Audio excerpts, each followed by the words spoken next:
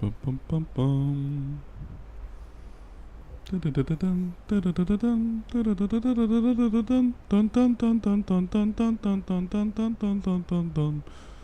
Ladies and gentlemen, this is JoeJinMovieSoAwesome. I'm Joe. I'm Won-Jin. Today we are going to start off with Game of Thrones. I'm sorry. House of the Dragon. Season 2 finale and the review for the whole season. Big shout out to Scott Walker. Big shout out to ZZ. Big shout out to Lee Chan-hong. Big shout out to I Cook for My Wife. Big shout out to Zach Miller Does Movies. Big shout out to Jasmine. Big shout out to Kayla Marie.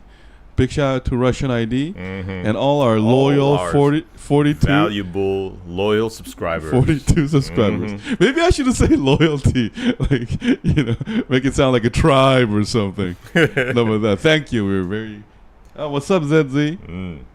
So, Won-Jin, I want to go first. I want to say this season was good, but not as good as season 1. That's right. I agree. Yeah. Especially towards the end. Yeah. I think. I mean, it was a solid season, but like you said, well, take Game of Thrones for example. Okay. Remember how Game of Thrones up until season 4 was like amazing with like every season? This is not like that. This does not go par with those seasons. It's just a good solid season, and I think, in my opinion, it's because the whole season kind of feels just like a build-up. I mean, for me, up to episode 4, it was good. And then once episodes 5, 6, 7, 8 started, I did feel like they were kind of dragging their feet a little. And plus, a lot of the character building after episode 4 is the one where Rhaenys dies. So afterwards, I felt like a lot of it was just either redundant or sort of forced. I want to mention two story arcs specifically. I felt like Corlys's his Corlys was a little bit redundant. Like there were too many of those Alyn. I mean, on the one side, it might be great character building, I guess, but I did feel like it was kind of repetitive. And I just wanted to tell Corlys that just acknowledge him already. He's your son. Yeah. And my least favorite arc was Alicent. Like finale, I hated her scene with Rhaenyra. Unlike the first one, which I loved, the second one, it just feels like almost they want us to focus on Alicent and Rhaenyra, but I felt like they were already not like. I mean, Rhaenyra is still leading figure, but Alicent specifically, I felt like it would have made more sense if she just took Helena and ran out of the castle. Why does she need to go meet Rhaenyra? That's a great point, because we already saw a scene where she kind of like sneaked out of the castle, and walked into the wilderness and stuff. Maybe they should have like built on top of that or something. And I did not buy her agreeing to let Rhaenyra kill Aegon. That like, it was okay until that happened for me. I was like, that doesn't make any sense. Yeah. Like, huh? Like a mother. It was. I like, just this is my personal opinion. Okay, I just felt like it was like, I love. I think it would have been more convincing for me if she actually disagreed after like kind of pondering it. Okay. She declines it. Yeah. And it actually gives us more the feeling of like heading towards like total annihilation for everybody. Yeah, because I felt like this season, like since Jace got killed by the assassins, I felt like it was kind of Alicent's arc of not only becoming a woman independent from the scheming and like not being a queen, but I also felt it was about her being her mother. Because remember in like episode 3, was it, when Helena said, "I forgive you"? Like that was a powerful scene where we get a close-up of Alicent crying, because it shows Helena's maturity. Because she was like, she will say, "Oh, but I guess I shouldn't be so sad because kids die all the time." Because that's what someone says when they're grieving, because they want to undervalue it to lessen the hurt they feel. Yeah. And she also knows that Alicent isn't the mother of the year, so to speak. And then what made it forgiving for us as an audience is Alicent actually feeling that guilt. But suddenly I was like, what? Aegon, look us up. And another thing I want to say, you know what another problem with House of the Dragon is? There is no piece of shit character. Like you know how Game of Thrones, like everybody is kind of fucked up, but there was always this sociopath, like complete unredeemable psychopath, such as Joffrey. Yeah, we had Joffrey. Or what's that guy? Bolton. Ramsay Bolton. Yeah, like that. Okay, so you know what those guys did? Okay, so there's piece of shit. So everybody else looks better than they are. But here the problem is, I also felt like the show tried to make everybody maybe too complicated. I liked it a little bit, but for some, it was kind of like, so who am I supposed to root for? No, but here's the thing. I think that's a great summary of what I feel. And you know, there's no one to root for in the show. It might be intentional. I get it. I don't know who to root for here. Yeah. Oh, I was amused by the scene. Hey, what's up, Scott Walker? Oh, I hope Red gets better. Yeah. Oh, that's serious. Hey, Scott Walker, let's talk about that right after this. We're gonna have a Let's Talk session after this. This is our review for House of the Dragon entire season and the finale. I kept saying this, you guys. I expect a war to start, but instead we get two mothers that cry for mercy. I mean, I want to add to that. Like some dialogue of that was okay, but it's just like some of it, I just felt like kind of undermined the character development that was happening before. Yeah. Because you know what I did like?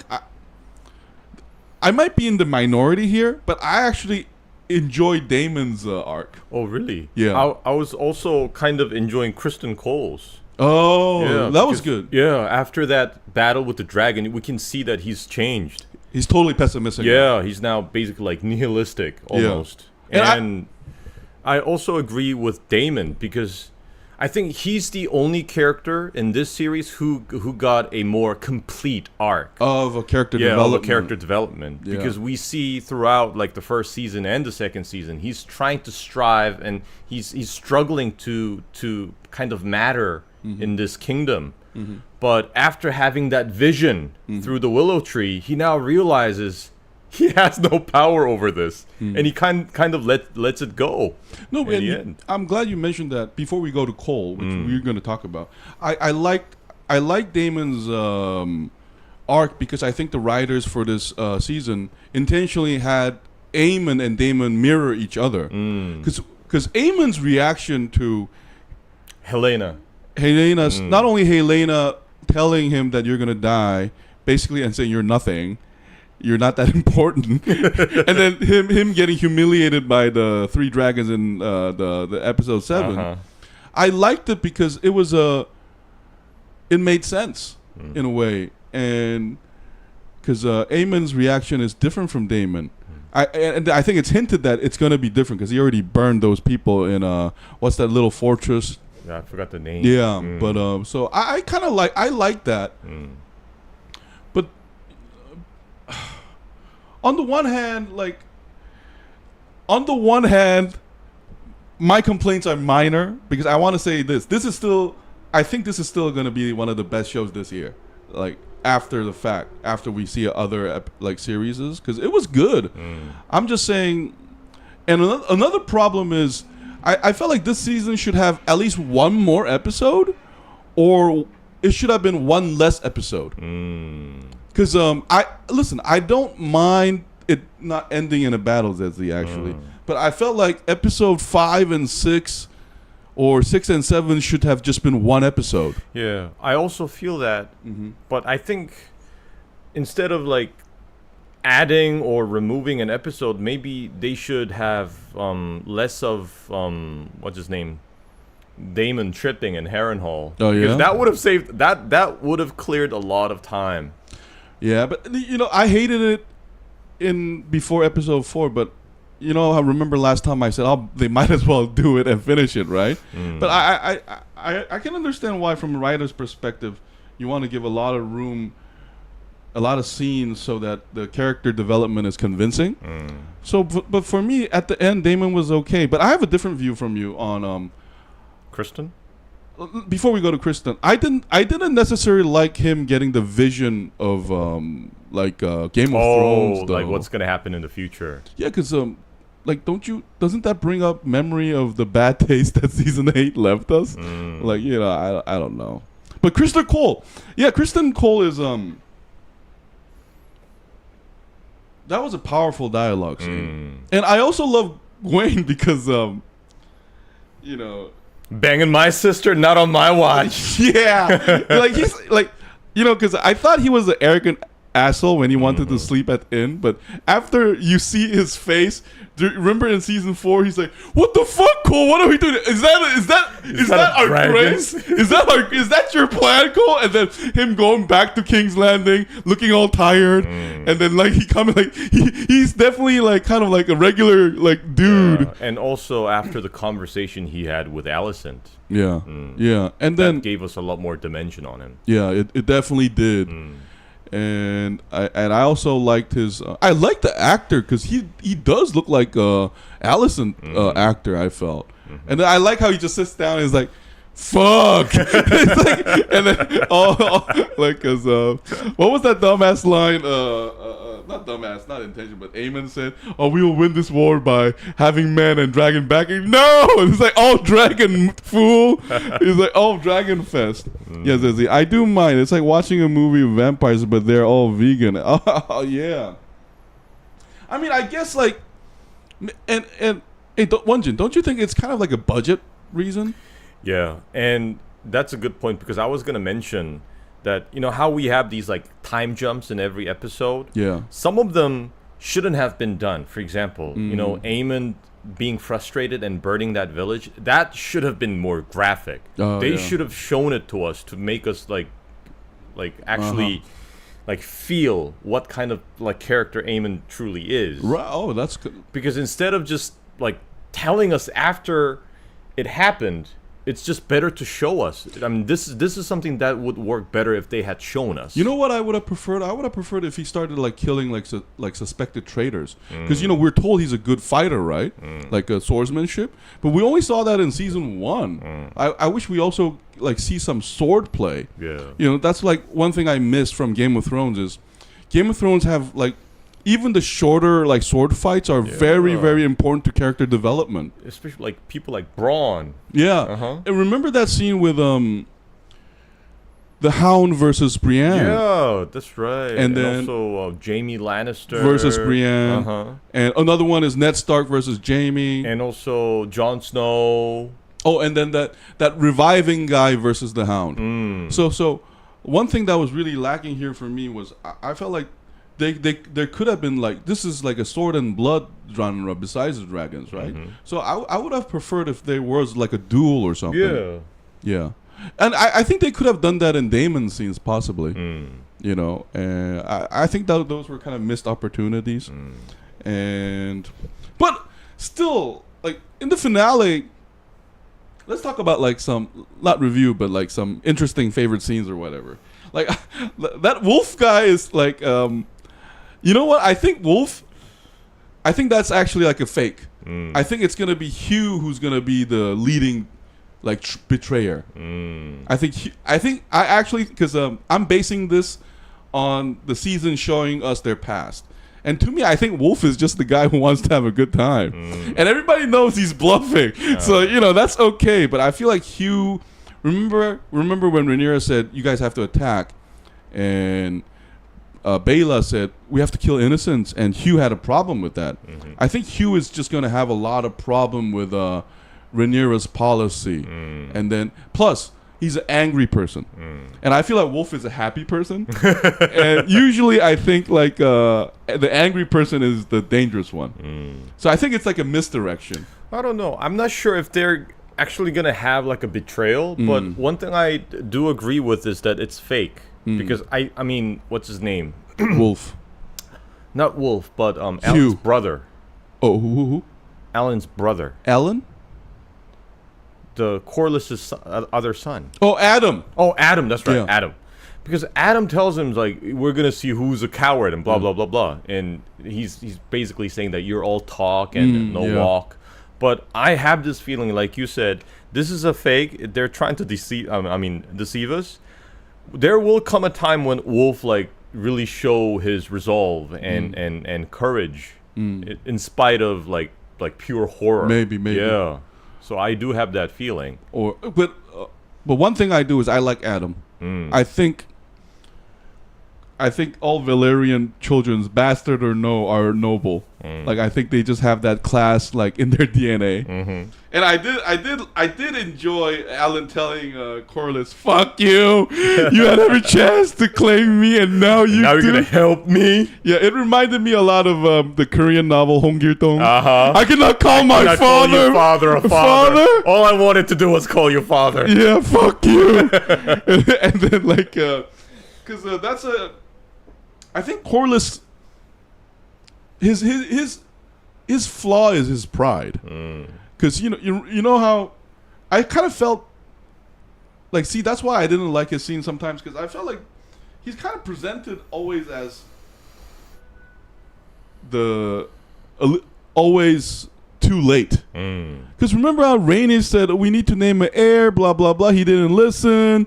And then he's always a little step late, and I think it's his like pride that gets in his way. Yeah, maybe that is character development, but I felt like there could have been one less Alyn scene. And you know what I would have preferred? I would have actually preferred if there were more Adam and Alyn scenes, like to get to know more about them, how they grew up. Because from like the moment Adam was first shown on screen, and then to him like getting a dragon, we got very very little information on what kind of person he really is.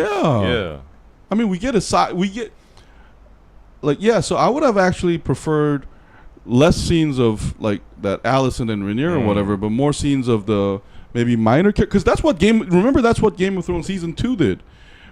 In Game of Thrones season 2, we meet Stannis for the first time. We have all these like Renly talk, and then that's why we were confused at first, because we thought we were gonna stay with the Starks and Lannisters, but the season is basically Stannis and all these new characters that we're spending time with, and that was part of the charm of Game of Thrones. So I kind of get it, because in the writer's perspective, maybe if they invested too much on Alyn and what's his name, Adam, we would eventually kind of like figure out that they're important and they're gonna play a key role, but probably they didn't want to give it away. But at least now that we know they're gonna play some part, maybe they can spend more time on them. I think they should get some monologue scenes. Remember Game of Thrones did this well, where the side character always have this like scene where he's like, you know what? My mother died, and I had a child, but they died. But or also the hounds, like my brother burned my face, and blah blah blah blah blah. Says, I would like more groundwork down close to the grass strand, go down into their personal feelings, show them off exploding with royal borderline tantrums. They're too mentally stable. Yeah, see, Zedzi, here's another thing though. I did not like the finale because I felt like there should have been a scene instead of that Alicent scene, or less Corlys scene, where Rhaenyra interviews Wolf and Hugh. Good point. Like where like Rhaenyra, for example, takes Hugh to the shore, and then asks, like, tell me something about yourself. And Hugh starts to explain his life story, maybe, and Wolf does it. But instead, like, it was kind of too economical for my taste, because I guess it could be intentional for us to get confused on whether Hugh and Wolf will stay loyal, but I felt like I wanted to know more about like Rhaenyra and Jace doing actual investigation about who they are. With all those suggestions, I suggested the killer where Scott Walker, we can decide afterwards. This is on HBO, Scott Walker. I missed the mud and dirt from Game of Thrones. That's a good point, Zedzi, because just like the swordplay, the fact that they confuse a lot on the commoners, just on the royals. I mean, but what'd you think about Tyland going to the Triarchy and negotiating? I thought that scene was funny. That was pretty interesting, but then I had to wonder, why are they investing time on Tyland? If when we have other characters that also need more attention. That's one thing I was wondering. Because we've seen Tyland speak in very few episodes. I mean, we know he's in the small council, but there are just like few occasions where he speaks up. But maybe I thought this was like a hint of him having a more major role next season. So maybe they're like building him up for the next season. Because I gotta be honest, I do prefer Tyland over his brother Jason. Like, because I think Jason is sort of he's like everything about the Lannisters. Yes, we will enjoy the hospitality of your keep, and then tell Prince Aemon to get his ass over here. And like a fucking arrogant Lannister, because that's how he was presented in season 1. Remember? But Tyland, I did like it because he's like that browbeaten accountant that Lady Olenna was talking about. But I did like him like having a smackdown. How many wives do you have? So I thought that was like charming that we get another side of Tyland. Yeah. Focus a lot on the commoners. He will die because he's too smooth. Oh, you're talking about Tyland? Possibly, because hey, don't you think if those boats are coming, right? Yeah. So, like, it doesn't take a genius to notice that the dragons are gonna come. Yeah, and burn them to ashes. Yeah. Like, maybe Tyland. No, but he does know. Does he know that Rhaenyra has all those dragons? Has that information reached him? Probably not. Yeah. He doesn't know. Yeah. And we all saw another dragon being claimed by Rhaenyra, that's right. Oh, that was very moving, actually. So there's another dragon that is unknown to both sides, and I'm pretty sure she's gonna play like a key role in a very pivotal moment, probably. Yeah. But we know they're all gonna die anyways. But eventually, I can kind of see that we're gonna have like major battles happening in the sea, and then the Riverlands, and all I can expect from the next season is going to be like complete annihilation of both sides. They're all going to burn. And you know how in Korean we have this saying that when the tigers are gone, the foxes take their place? That's what we're going to see. And maybe that's why they're building up Tyland. Because remember, in Game of Thrones, the Lannisters eventually hold power. But maybe this is going to be like a precursor to that. No, but remember Helena's line, though. She says, Aegon will become king again. So I'm assuming that has a presupposition of him losing the throne, which means Rhaenyra will take the throne, and then Aegon will take it back. So, but then again, here's another thing, though. I think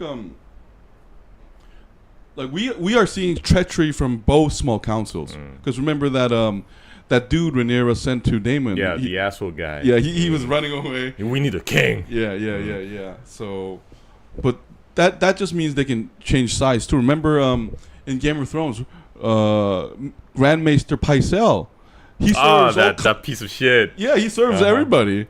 So, like, if you are like a nobleman, like your loyalty is always flexible. I love the moment when he died. Oh, you yeah. know, he got killed by children. Oh, okay. He deserves that Yeah. piece of shit. Oh my god, I just saw photos with Rhaenyra in the cast presentation. She looks just as cool as I expected someone playing her role to look. No, but hey, that Rhaenyra, Emma D'Arcy, is it? Like Emma Darcy. Yeah. D'Arcy or Darcy? I don't Yeah, know. they can act, man. Like one of my favorite scenes. Let's talk about favorite scene in the season. Like I loved it when she was ordering Vermithor around. Likiri! Obey. Toharas! And then like, okay, I love you. Okay, now eat these motherfuckers. I also love her smirk. Yeah. Yeah. That smirk is very unique. Because I thought like I think her character development was more subtle, but I'm like I said in the last podcast, I think it's hinting at like that madness, like Targaryen fanaticism, like because she's starting to think God chose, and then I think she's gonna start to do mess up things now, just like Aegon does. Like one lesson from Game of Thrones is none of these people deserve the throne.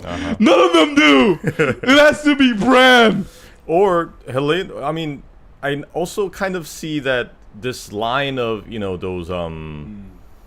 those with special powers of like vision into the future. Maybe it's also like running in their blood. There's one in every generation we can see. This you mean time the dreamers? the Helena, and then in Game of Thrones we have Bran. They're capable of seeing the future, and I was kind of curious about that vision that Damon had, because inside we saw like a Targaryen, like who kind of like Bran, the vision he saw, like becoming one with the tree, and we saw this king, or was it that guy, the one with the birthmark on his cheek? The birthmark in the cheek guy is that guy from Game of Thrones, the three-eyed raven. Oh, that's him. Yeah.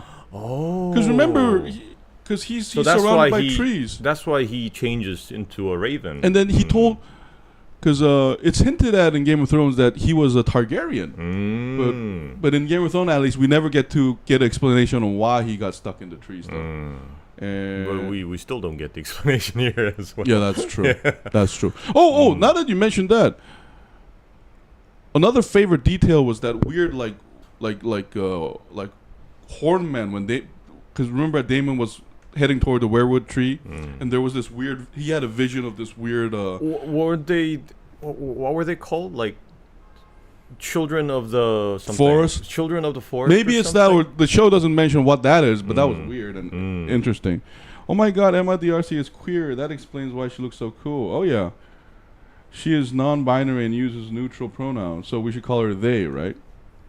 No, but Emma D'Arcy is a fantastic actor. Like she's the best part, and I felt sorry for Alicent's actor, because I felt like her writing was weaker. Like because of that finale, I was just like, is that what we've been building up to? Like because you remember, it reminded me a lot of Cersei, because Cersei has a lot of bad qualities about her, but her redeeming quality, quote unquote, by Tyrion is her love for her children, right? And that is consistent throughout the seasons. But here, like for me, I'm saying it again, but her giving up Aegon didn't make sense to me. Like what kind of mother does that? And if they wanted to convince that she actually seriously considered and agreed to having Aegon killed, maybe they should have shown us like another scene where she kind of like while Aegon is unconscious in his bed, maybe as a mother she wants to end him suffer. And try to like smother him and just kind of like stops or something. Maybe they should have put in a scene like that to make it more acceptable. You know what it is, Won-Jin? That could be, but I felt like they just did it to have that cool ass ending of her walking down, and there's this montage of all the factions. Oh, and we get to see Daeron. We never get to see Daeron the rider, but we see the Hightower host and the dragon. Oh yeah, and Otto Hightower. Where the fuck was he? Oh I can tell that it was probably Larys who got him chained up. Maybe not. Because remember, you told, and he got insulted by Aemon, and he was dispatched to fetch Otto Hightower, but instead this conniving piece of shit probably captured him and locked him up somewhere. Oh, I mean, Larys is a candidate to have done that. Maybe he wants to use it as a gift to Rhaenyra later, because Larys, I don't think he's that loyal to anything. I hope in the next season they develop Larys more into that piece of shit that we need in a show. Yeah, like completely despicable, like Littlefinger. I mean, he's already undermining Aemon and changing sides to Aegon, and when he was with Aegon, he wanted to be Hand and undermine Otto Hightower. So he's kind of like Iago in Macbeth. You're starting to think like, huh? Like, what do you want, man? Like, what the fuck is all this for? And then he got bitch slapped by Aemon, being called a toad, and went crying to Aegon. Your life is at stake because of your brother. No, but it's funny though. His clubfoot might be Alice Rivers' fault, because he says, like, Larys says, my father thought it was magic, dark magic, and someone was responsible in our house. Maybe it's Alice Rivers. She fucked him up. No, but it does make me wonder. So my question is, why do you keep her around then? Like, she's so weird. Oh, but my favorite character, one of my favorite characters in this season is actually Simon Strong. Oh yeah, Grandpa Strong. Shh, Damon, it's okay. Shh. treachery. And then also treachery. My queen, you came I here. suspect treachery. And then he does this. Oh, Damon Rhaenyra. Fuck yeah. Finally, he's like, let's go, Team Rhaenyra. He's the every grandfather that every family needs in Yeah. this game. I mean, House of the Dragon. Every house needs someone like him. Yeah, I liked him because it's good to see a loyal man. I think he's loyal to Rhaenyra, like, period. And I also believe that he's very diplomatic. Yeah, yeah. He knows how to diffuse conflicts. Yeah, I think he's and one good quality again is him being loyal at least, because besides the Stark, we haven't seen that a lot, and I'm glad the Strong family is like that. And he reminds me a lot of Lionel too, because remember in season 1, Lionel Strong is depicted as a man of integrity. Yeah. And then remember one of my favorite scenes is his fight with his son. He's like, "You have shamed us," like, and then he goes to Viserys and I cannot serve you with integrity. And why? What is this problem? And then, like, Alicent's like, "Say it." My son, I don't know how to say this, but my king, my king. son, he, my son banged the heir apparent. Like, yeah, I think he knocked her up. Yeah. What is your favorite scene, Won-Jin? What in the whole season? Yeah, the entire season. I think throughout the entire season, my favorite scene would be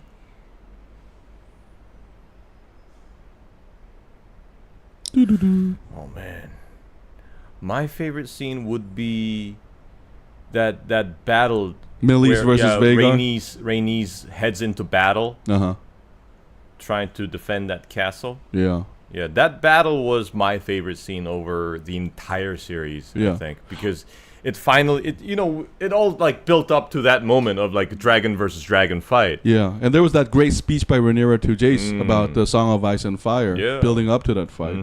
That's why I felt like, you know what, maybe Won-Jin, now that you mentioned, don't you think they were thinking this is going to be 10 episodes until season 4, and they're like, then the studio calls, no more money! And then suddenly the quality goes down. Yeah. we need to abridge this somehow. Yeah, my favorite scene was the dragon fight. Yes, I think a lot of people's favorite scene was the dragon fight. Yeah. It was the only peak moment. Yeah. Hey, now that you said that, it almost feels like the season, like episode 5 could have been the finale. Like, instead of like this dragging on. I think it could have ended with Rhaenys dying.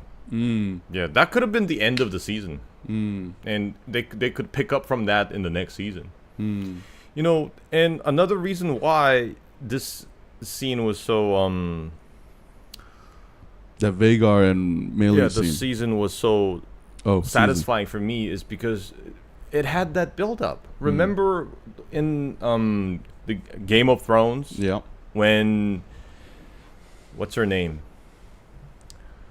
The Dragon Mother. Daenerys. Daenerys. Daenerys encountering Lannister's army. The reason why that scene was so fucking epic was they built that up for seasons. That was finally that Dragon Unleashed moment against these guys. I mean, we only get like taste of the dragon power in that other world, Pentos and all that like slave trading cities. But that was the moment when we finally saw these two worlds collide. And we had like 4 or 5 seasons of build-up to that moment.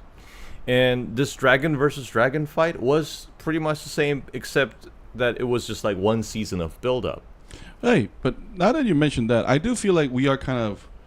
The reason why we may be a little too harsh on this season is because we had 8 seasons of Game of Thrones and 1 season of this already. What I mean by that is, we must not forget that even Game of Thrones was actually slow build-up show. Very slow. And here it took years for that dragon to grow. And even within seasons, because there were episodes where it was almost all dialogue too.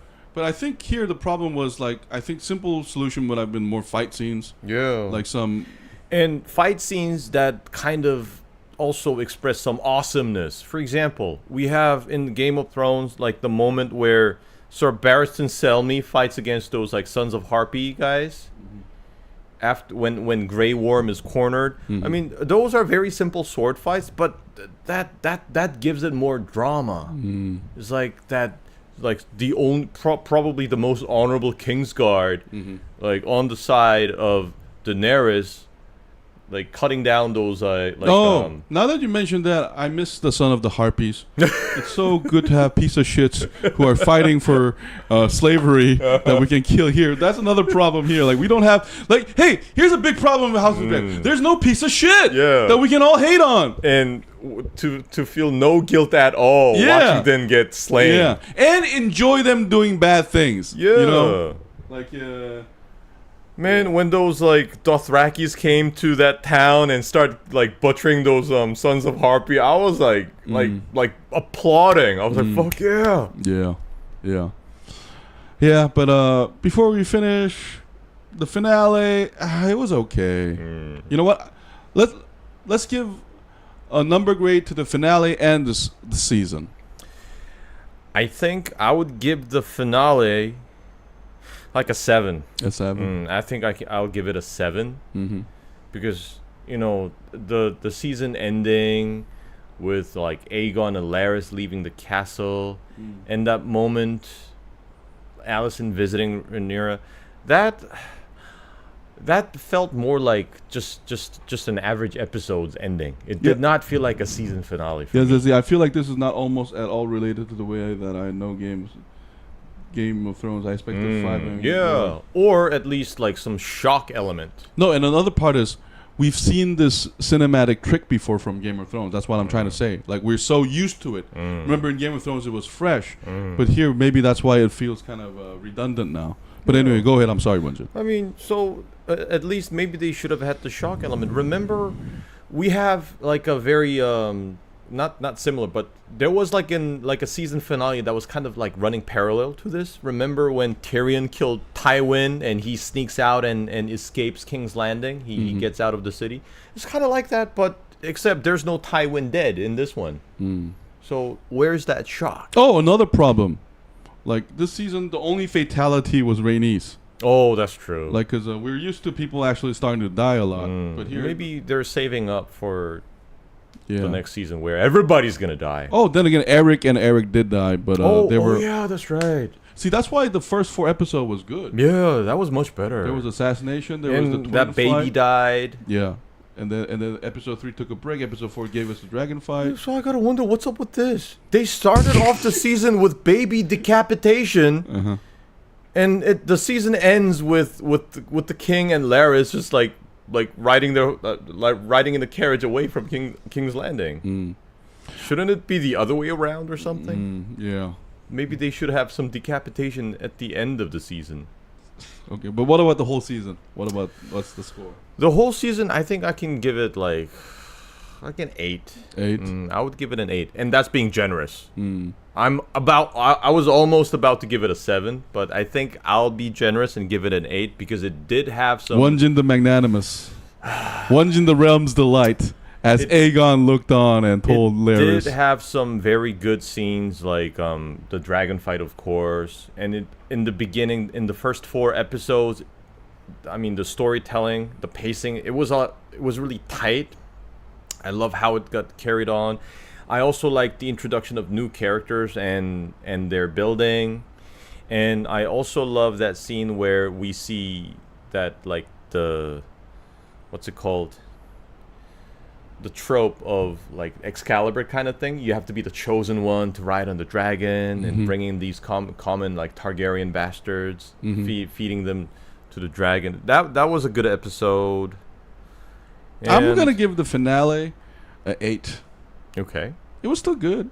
I mean, like, because I'm comparing it more to season 1. And I think another problem that season 2 had, that season 1 didn't have, and I think people are maybe a little bit too being nitpicky, this being a Game of Thrones show, because the first season had a lot of time jump, and that always made us feel like we are progressing. Yeah, that's right. Here, and those are big time jumps. Yeah. Here, I think one of the problem was these are happening, I'm assuming, within few days or months at most. Yeah. So maybe, and then that being dragged on for 8 episodes, I think it could have felt that way. Because one of the biggest flaw here, besides Alicent for me, was that after episode 4, we didn't get a feeling of progression. Yeah, I think ZZ mentioned that last time. I think it's because like half the episodes are stuck in Harrenhal. Yeah. No, but then again, we forgave it. So, I mean, I at least did. I guess you didn't. I guess if you didn't like it, you didn't like it. So for me, like the finale is still 8, and the whole season is still 8.5 for me, because I just think the budget was a big deal. As soon as, remember in the finale, as soon as we see Vhagar's nostrils burning, I'm angry, I just burned the city. I was like, yep, no budget, no money. Why are they? Because remember, they already showed us your beautiful body, you snatching Melis, all your holes in your wings, like, and then suddenly he's like, I'm angry, and then like it cuts off, like. And even the CG I felt was the weakest, and that's why it made me feel like they called the Aemon actor and say, "Oh, we have to film this because we were done filming, but we have to add this on." And then it's just him, one scene with him like that. Yeah. The first season was better. It had more drama, more action, more depth overall. Yeah. Like the first season definitely had those character moments exploding more.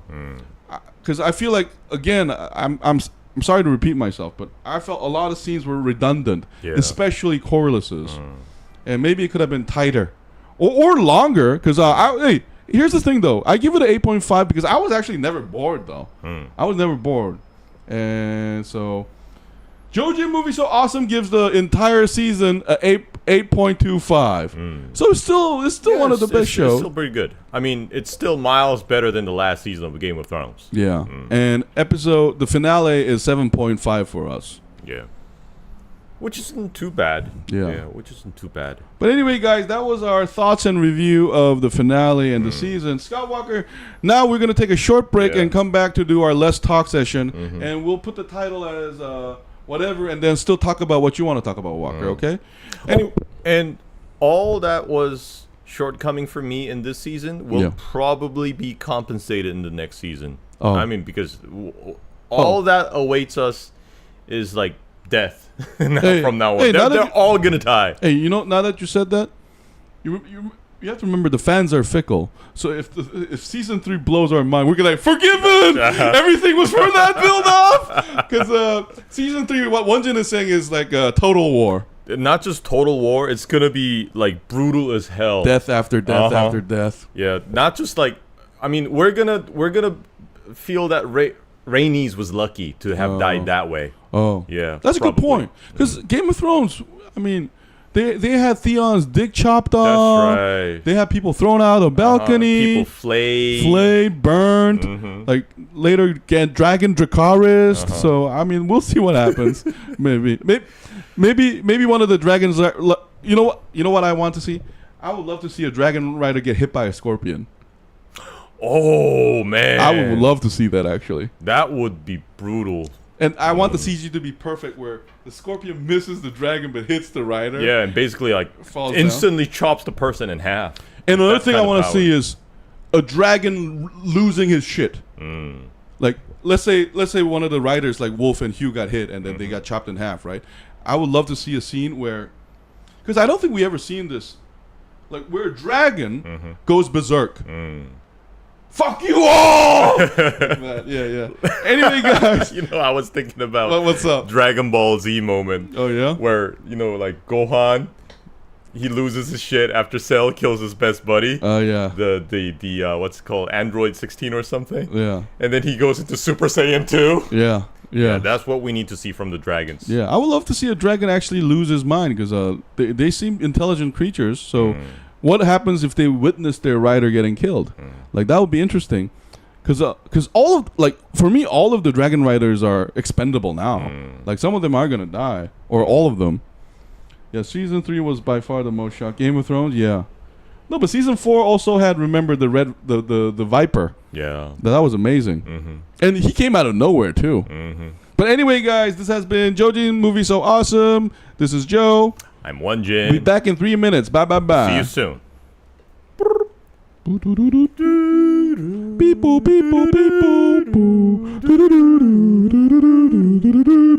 Bitch ass Iron Throne, give it to me. I sat on one of the swords in the